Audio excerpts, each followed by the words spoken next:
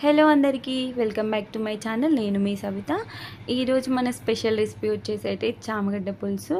ఇదైతే చేసుకోవడం చాలా సింపుల్. ఇదైతే మన తెలంగాణ స్టైల్లో అయితే చేసిన మస్తు టేస్ట్ ఉంటుంది, అద్భుతంగా ఉంటుంది.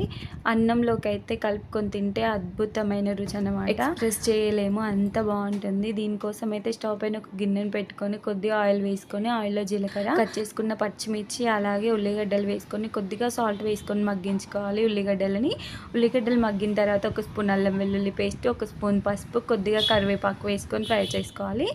ఆ తర్వాత దీనిలోకి 2 కట్ చేసుకున్న టమాటో ముక్కల్ని వేసుకొని, టమాటోలు మంచిగా మగ్గిన తర్వాత దీనిలోకి అయితే ఉడికించి పెట్టుకున్నటువంటి చామగడ్డలను కూడా వేసుకొని, దీనిలోకి కారం ఉప్పు తగినట్టుగా యాడ్ చేసుకొని 2 నిమిషాల పాటు అయితే మగ్గించుకోవాలి. ఆ తర్వాత దీనిలోకి కొద్దిగా చింతపండు నుండి తీసిన రసాన్ని వేసుకొని, కొద్దిగా వాటర్ అయితే వేసుకొని ఒక 10-15 నిమిషాల పాటు అయితే మరిగించుకోవాలి. ఆ తర్వాత దీనిలోకి సాల్ట్ అనేది చెక్ చేసుకొని, దీనిలోకి కొద్దిగా జీలకర్ర మెంతుల పొడి, అలాగే ధనియాల పొడి కూడా వేసుకొని కొద్దిసేపు మరిగించుకున్న తర్వాత ఫైనల్గా మనం కూర దించుకునే ముందైతే కొద్దిగా కొత్తిమీరను వేసుకొని దించుకుంటే మన టేస్టీ చామగడ్డ పులుసు అయితే రెడీ అయిపోతుంది. ఒక్కసారి ట్రై చేయండి, నమ్మరు ఎంత బాగుంటుందో. ఒకవేళ తెలిసి ఉంటే వదిలేయండి, తెలియకపోతేనైతే ట్రై చేయండి తప్పకుండా.